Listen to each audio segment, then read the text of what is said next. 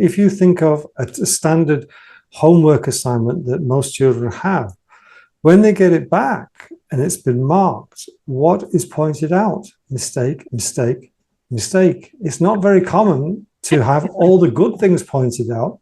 Yeah. So then we start doubting our abilities, our worth, because everybody's finding fault with us. And it's such a shame.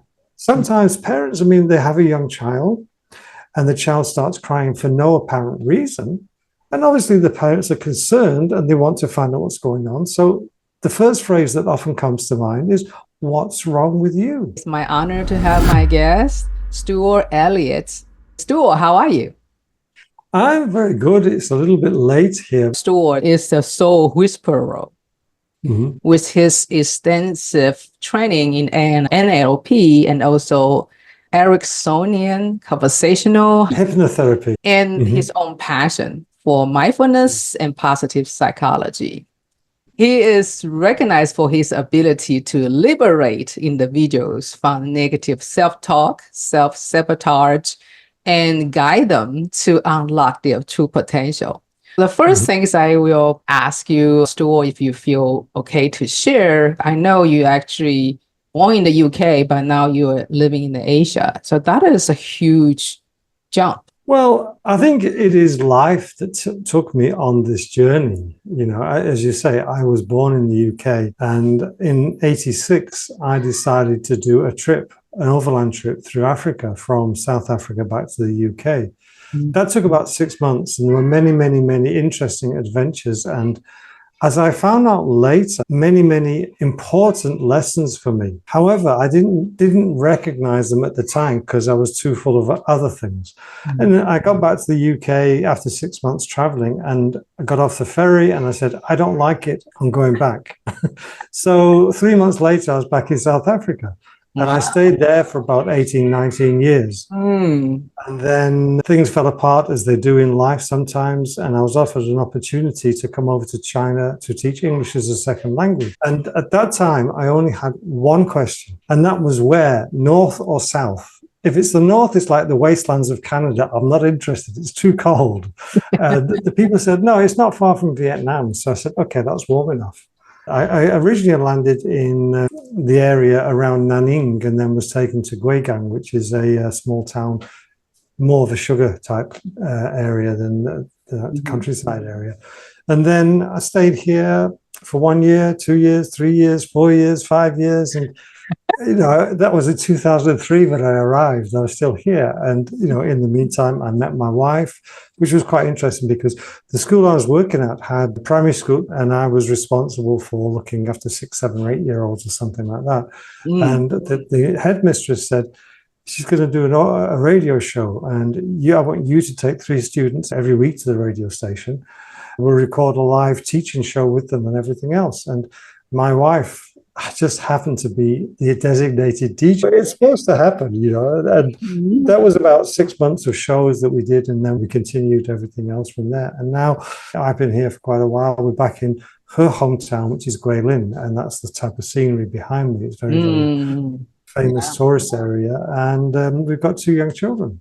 So life happens, and I think if you sometimes maybe have the courage to just follow things, it turns out the way it's supposed to do.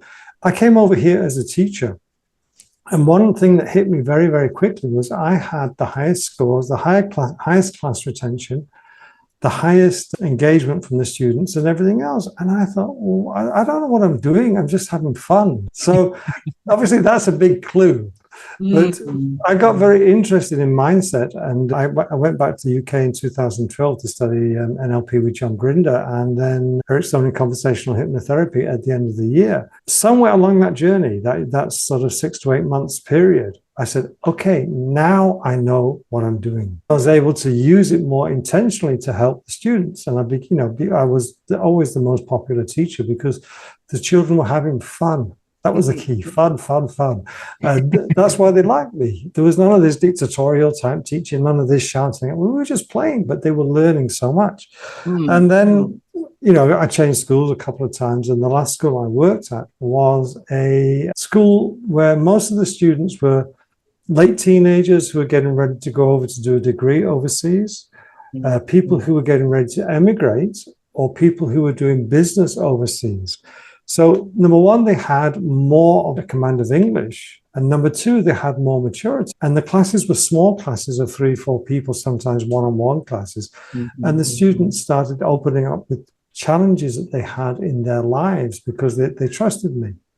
And then when I, gave them advice that helped them to find solutions, and they made that smile from the heart, and because they were so happy that now someone has actually spoken to them in a way they could connect to, then I said, okay, this is what I'm supposed to be doing. I moved on there naturally. And in that process, obviously the the experiences I had in Africa came back to me, and a lot of the lessons that were there started becoming more and more and more apparent. What I like to say to people is, if you look behind me, there's a river or a lake, whatever you want to view it as.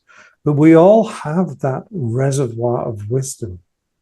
We just need to find the right time to drink from it and not allow those things to come from. And that's what happened. I had all these experiences, but I didn't connect them.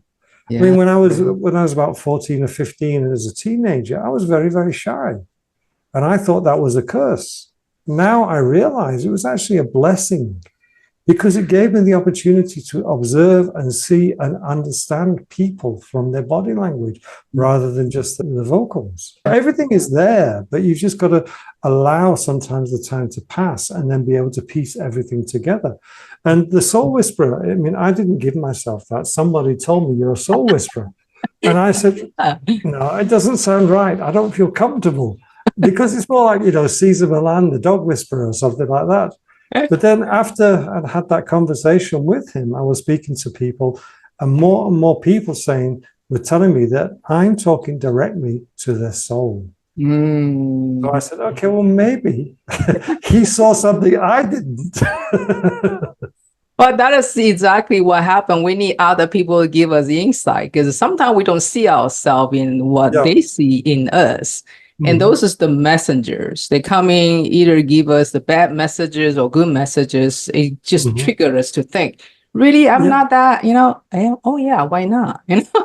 So that's great for traveling around different continents. And you mentioned such a great wisdom, say we already got everything. You just need the right timing, and maybe the situation, you start to stay away from whatever the patterns we used to have. Then you start to see different patterns. I mean, it's just, I think we're all born with a purpose, whether we realize it or not. And sometimes we realize it in this lifetime. Sometimes we have to go through several variations before we realize it, because we're still in the learning phase. Yeah, not long ago, I heard a phrase, I'm the old soul, I'm the old soul. But then I heard another lady, she's a famous channeler in here, and she said, if you think you're the old soul, that means you're a slow learner. It's like, that's so true. Yeah, why you want to go so many times and try to learn the same lesson, right? Well, this is it. And this is true of life as well, in the current life period, because we have experiences. And for instance, maybe we hurt ourselves doing something silly. And that's a lesson for us. We don't always listen to it. So then the lesson gets repeated later on with a little bit more severity.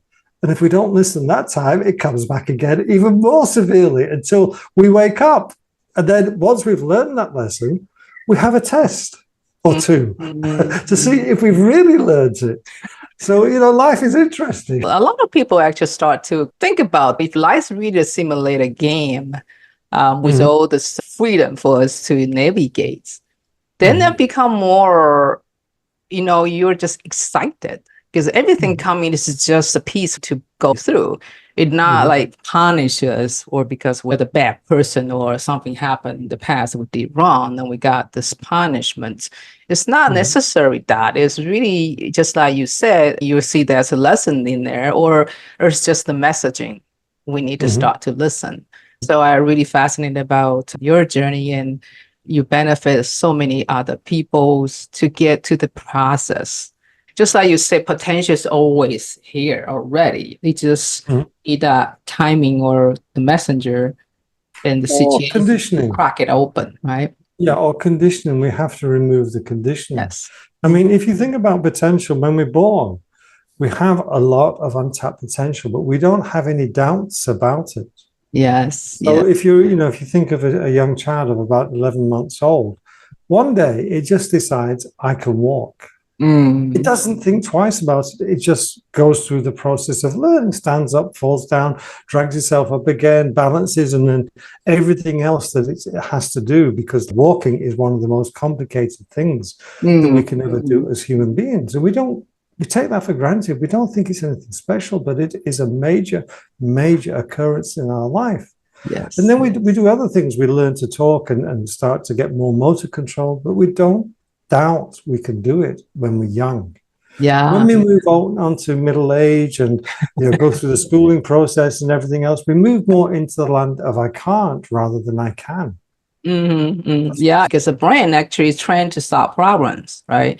So we see any that's a problem that is opportunity, then we just go through different paths and different vibration to deal with the definition.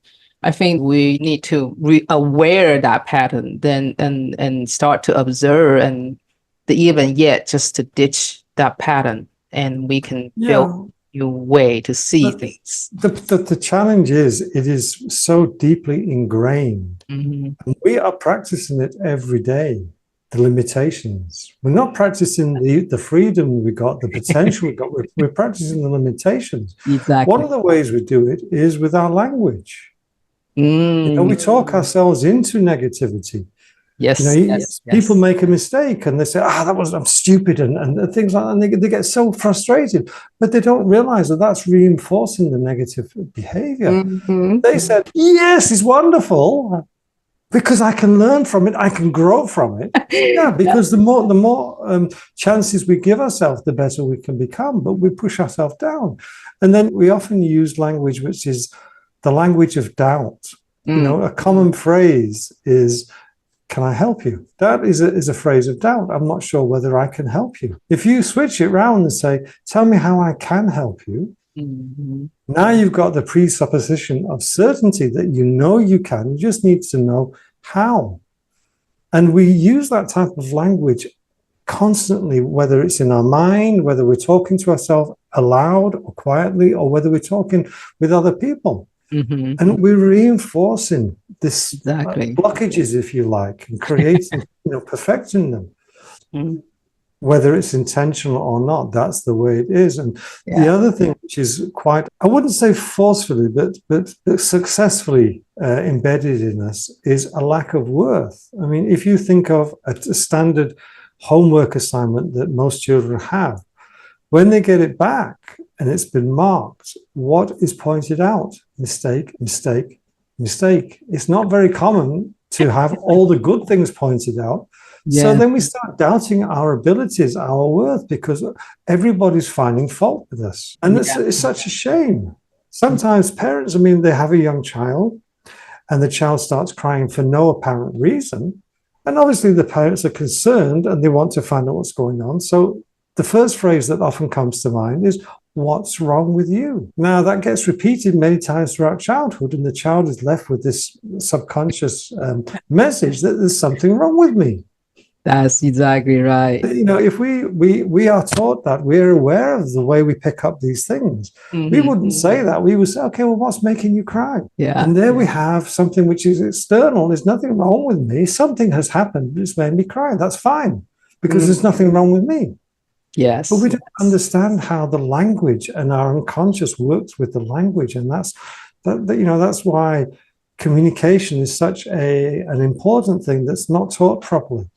Exactly. We're assumed to be able to communicate. That is so resonant about what I'm going to share insight about your human design chart and gene keys profile. Well, those actually all come from the same system called human design system, that including 4 different esoteric systems. Gene keys is the hexagram. That is the Chinese I Ching that's called Book of Changes. And it's really the language of the nature or the universe. Gene keys, for me, I use as a tool to understand my core, my essence, and my past.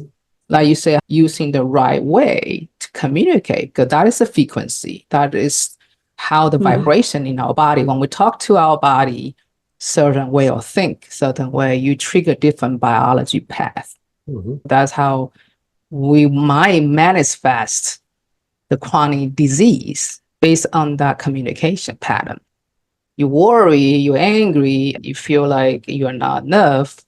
That energy trapped into the field, so we cannot flow nicely with our potential because it block it in there. I mean, there's a couple of things that come to mind immediately. The first thing is what you finished with the trapped energy and everything else. I mean, we are the only people who can cure ourselves. You know, we may have to have permission from a doctor or from somebody we've been led to believe before we can do it. Because, you know, if you really want to, you do cure yourself.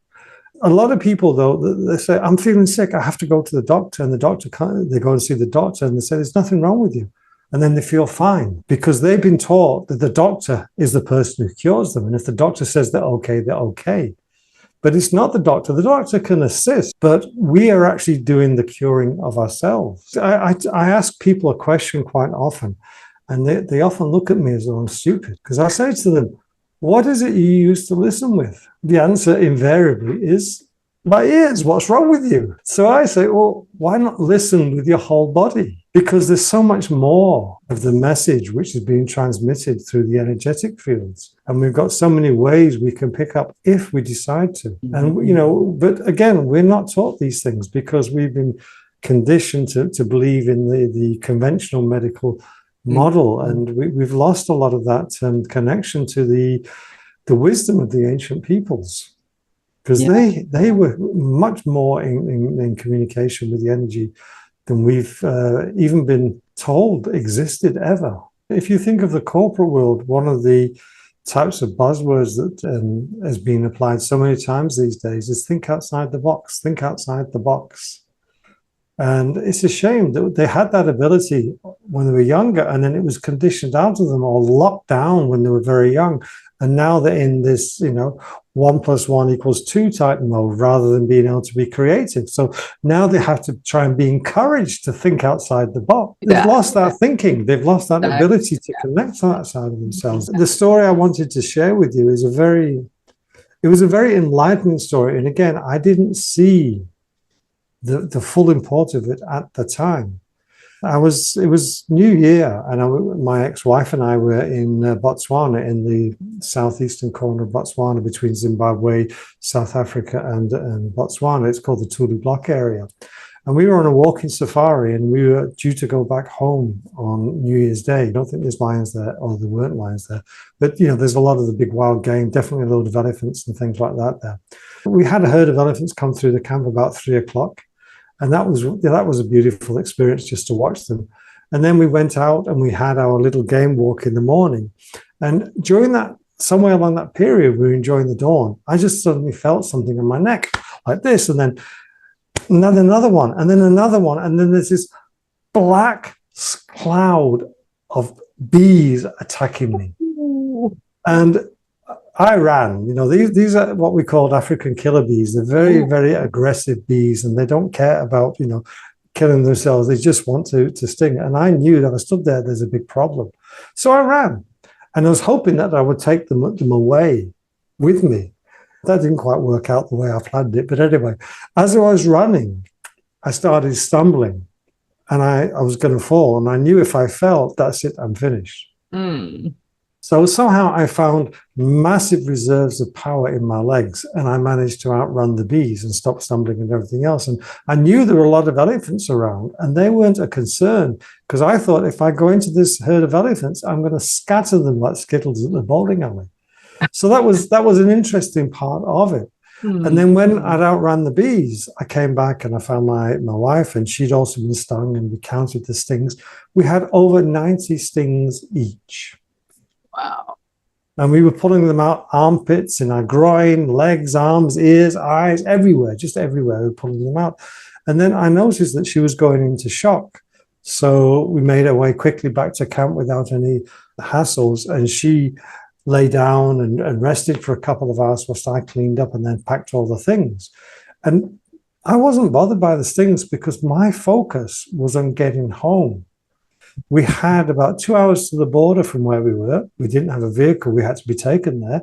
We had to get across the main river between South Africa and Botswana, the Limpopo River. Then we had to get through customs. Then we had to pick our car up. And then we had a 7-hour drive back to Johannesburg. So that was my focus, get home safely. And somehow I managed to isolate every single sting. The venom, the poison didn't affect me. And we got home without any issues whatsoever. Next morning, I just swelled up.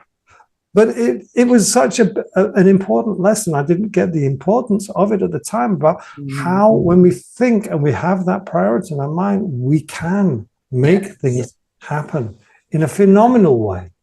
I mean, how would you explain the fact that I was not affected by any of the 90-odd stings at that moment? Yeah, I mean, that's proven we can make things happen if we focus on something and become pure, like laser focus. When we put to the emergency, you become laser focused. I was similar in a car crash, but I didn't crash. I don't know what happened. Maybe I moved to different dimension. But anyway, in the certain moments, I don't feel fear. I feel peace. Yeah.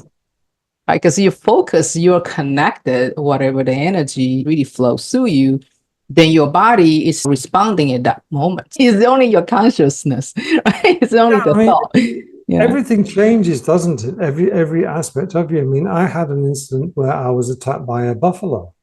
And there was not a single second or split second, shall we say, where I felt scared. Exactly. I felt so alive.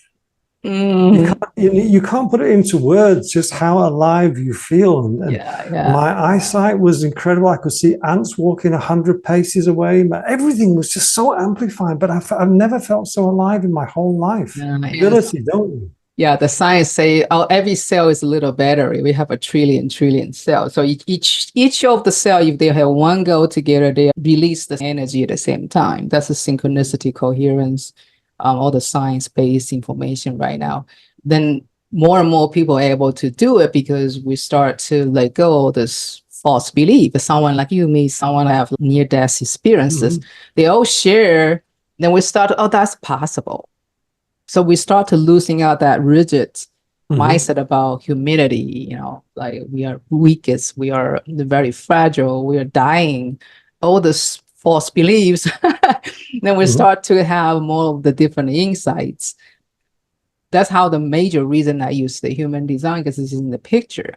So in the picture, you can start to see the relationships and the languages, and you start to play, because that's just the blueprints for us to experience, whether you don't need to believe it, but if you think, why not, and play with it and see what happens, then you will find out you have a lot of ability you don't know you have.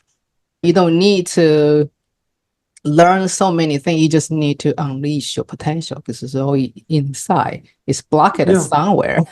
That's the thing.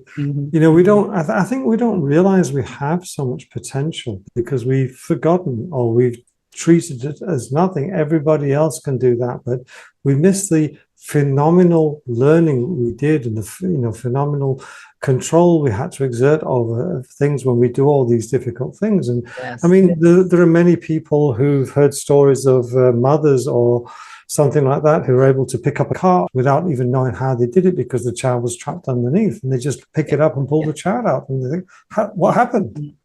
And there's no, after effects or anything to the mother, I mean, but she's had that phenomenal focused power, because it is about the mind, isn't it? The mind and connecting to all the energy, and how we focus is the best word I can think of at the time. We are multi-organism within our body. Scans through the Human Genome Project, we are 95% gene equal to other beings.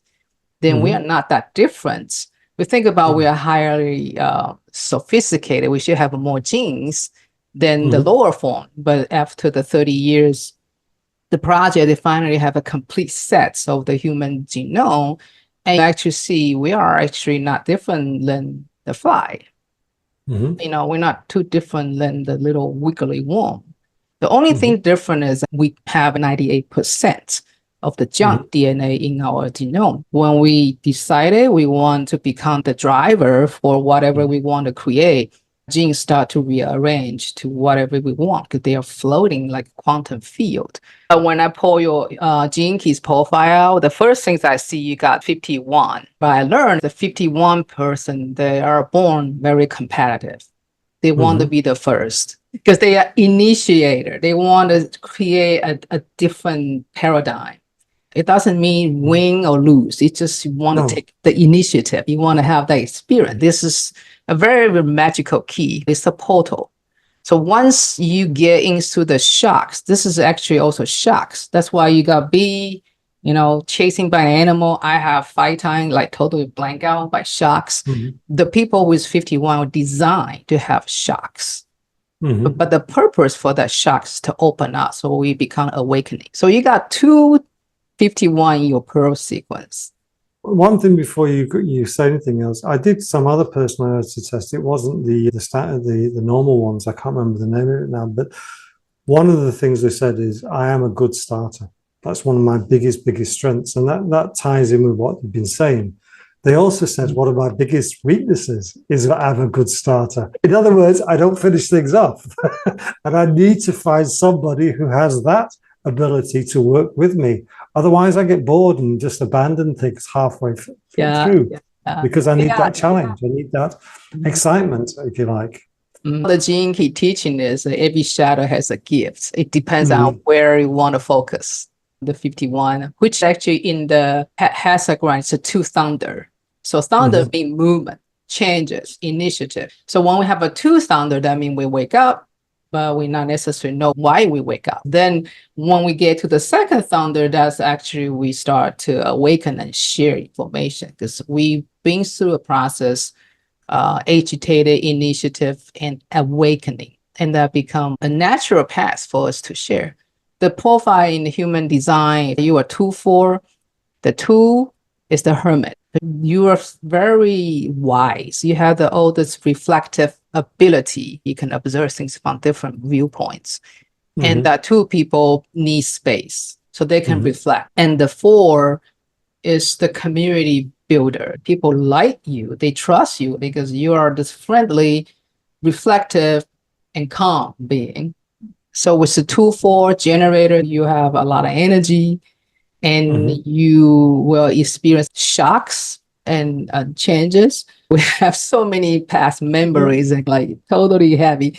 But with the shocks, you start to cracking up. That is the moment we start to have awakening experience, I would say. Awakening is really observe something we did, we didn't know what we did. But now we can see it, we understand more about that situation. For you particularly is in your life work. Like you need to just step into the role, accept all the shocks. But that's the purpose for you really serve from the heart level, because once you crack it open your heart, then you have more energy to share. You have more story to tell. Pearl sequence have vocation, culture, personal branding, and in the center is the pearl. So your vocation again is 51. That is the role you are here for your journey. So you are 51.4. Every key has different 6 lines. They indicate different definition for it. So for this vocation, you're 4. That means you are here to connect. Your role is to connect and initiate that connection and conversation, then so people can understand their potential. That is your role for your business. Then you have culture, that's the structure of your business. And your line 4, you have key 46. 46 is arising energy. So for that is your culture. That means you are going to build a network. That's number 4. As a 4, your network maybe 10 to 15 people, and they are all in your circle. They can be your client, they can be your collaborator, but they are all forming a great harmony network with you. Your life work again back to the 51. That means you just constantly initiate it, change it, and move through the new awareness. You have this pearl in the middle. Your pearl spell is number 6. Then the line is 2. In a way, you will start with a conflict.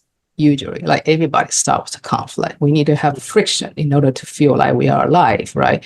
So start with the conflicts, but then because that's the pearl, it's just like the oyster has sand inside their flesh. They couldn't do anything. The only thing is just nurture, polish, and then make that part of us. But because your life experience, your gift, you could help others and have this friendly, amazing, insightful community, then you can shift it to peace. That's what I see. It's interesting. And, as you were building the numbers, I suddenly thought that Kung Fu Panda has so much of this built into the whole movie. There's so much wisdom in that movie, or that set of movies, that most people don't recognize, do they? That's the insight you have, right? Because you see a different angle. I'm so appreciate you being here and share your wisdom. I wonder how people can find you. Well, the best way is to go to my website. I mean, my name is Stuart Elliott, and it's Stuart, and then ELLIOTT, because there's 4 ways of spelling it. But it's 2 L's, 2 T's, and then there's a hyphen between Stuart Elliott. So if they go to my website, www.stuartelliott-elliott.com, then there's a big barcode there where they can book a call, complimentary exploratory call with me, and we can just have a conversation. My mission is to help as many people as possible. I can only help people who are ready to be helped. And my role is not to force people. My role is to guide people. So that is the best way. And, the conversations are so interesting. Yeah. I mean, that's how the conversation is sort of triggered to a different dimension. If we only just one-way communication, we still stay in the same level. But 2 people, you create a quantum field, then things start to have more fun and different colors. So that's how I so appreciate you agreed to be my guest today. Well, it is an honor, and it's been very enlightening, to hear more about the gene keys. I can't say that I understand every single thing because it's the first time I've been introduced to it, but it makes so much sense. And there's so many things that, through my life I've seen now that they're becoming more and more apparent to me. It's because I've had quite a lot of experiences, partly in this life and other lives, that I've got to the stage where I'm able to start piecing the things together. I think we don't always realize we have that choice, do we? Sometimes life has to give us that proverbial kick up the backside to make us wake up and say, do you want to keep this, or do you want to choose something else? We never know what potential we have inside of us. And I think that's the biggest gift that I can share with people, is we have almost limitless potential if we choose to let it free. For many people, they don't realize, that they have that choice. They don't realize that they create the life by the way they're thinking. Things happen externally, but it's how we react to those, which is the key to our well-being, happiness, future, whatever. And sometimes we have to go through a grieving period. If something happens, you need a grieving period for, to settle out. And then afterwards you say, well, that actually was the best thing that's ever happened to me. Because look what I've been exposed to, which I would never have had that opportunity to before. I mean, if you'd have asked me at the time about the bees, whether that was a good thing or a bad thing, I can tell you I would have said it's a bad thing. And it's a wonderful thing. It's one of the most enlightening moments, really, in life. Yes. Yeah. So it's life is good for us if we choose to allow it to be. Yeah, I think that is such a great wisdom you share. I always ask all my guests before we close this conversation is your definition about prosperity. Yeah, it's the same as it's similar to happiness. It's something we create in our mind. It's not the external things. You know, people are often looking externally for happiness, for prosperity, for money, for whatever riches. But the true wealth is what's within us. Mhm. And we can be happy with the smallest of things. I mean, if you go into very, very poor communities, you see children happy, playing with absolutely nothing, but they're playing. They've got that wisdom that we have lost. So if we can just watch and observe and understand, then not if we can, when we watch and understand, then we can then choose and we can become much more prosperous in ourselves because we can learn the lessons that they have for us. Exactly. Oh, I feel like my heart is like soaring high. Thank you so much, Stuart. Oh, it's my pleasure. You It's know, been a very enlightening conversation. And the thing is, it's not a one-way conversation. It's a two-way street. And when we, as you said before, when you get two people meeting, then everything rises, doesn't it? yes, but both of us has this cracking open gene key. So we definitely open more cracks so we can connect more. But thank you so much again, Stuart. It's And my pleasure. I will see you around. You take care. Yeah, we'll see you again soon, before too long, definitely. Yeah. Bye. Bye.